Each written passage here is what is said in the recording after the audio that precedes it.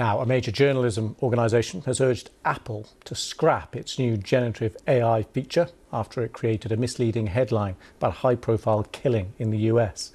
BBC made a complaint to the US tech giant after Apple Intelligence, which uses artificial intelligence to summarise and group together notifications, falsely created a headline about the murder suspect Luigi Mangione. AI-powered summary falsely made it appear that BBC News has published an article claiming that Mangione, the man accused of the murder of the healthcare insurance CEO Brian Thompson in New York, had shot himself. He has not. Well, now the group Reporters Without Borders has called on Apple to remove the tech.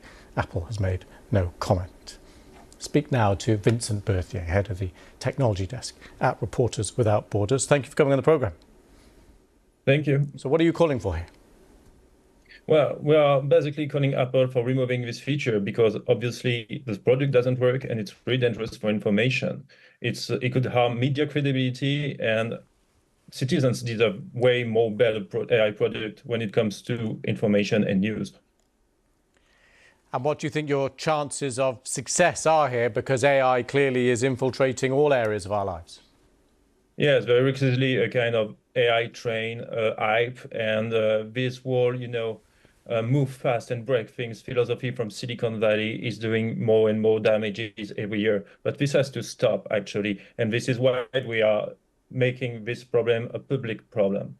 Because today, the big tech, they used to hold, promise of progresses, and they barely did not hold it. Today, we know that tech could harm democracy. We know they could harm information. They could harm media and journalism. This has to stop. And actually, there is right now not a single legal framework that can prevent them from doing that. Even the AI Act in the European Union is not able to do it because AI systems working with information are not considered as high risk. This has to change right now.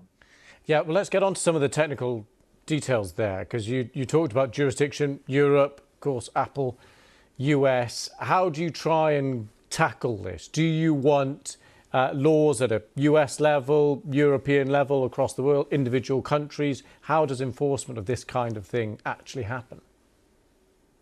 Well, this is the issue, the global issue with AI governance. Today, as I said, AI Act in Europe is the most advanced legal framework in the world. And I think this is at least the minimum, and that at least open society should harmonize their legal framework.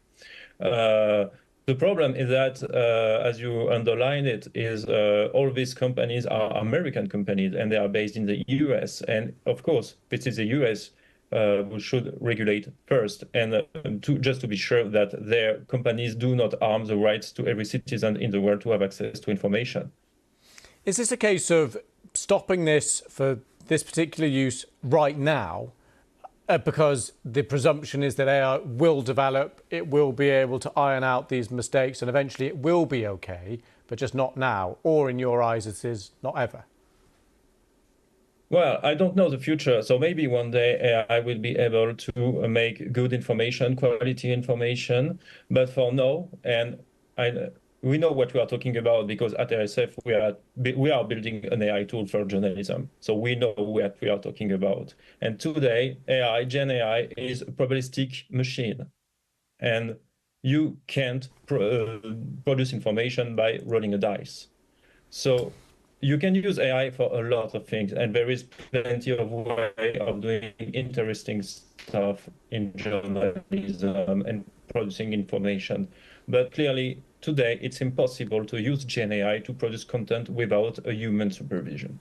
Got you. Thank you very much for coming on the room. We just started to lose you a little bit. You went a bit distorted, a bit like an AI-generated moment, just for a moment. But we heard everything you said before that. So appreciate you coming on the programme, Vincent. Thank you.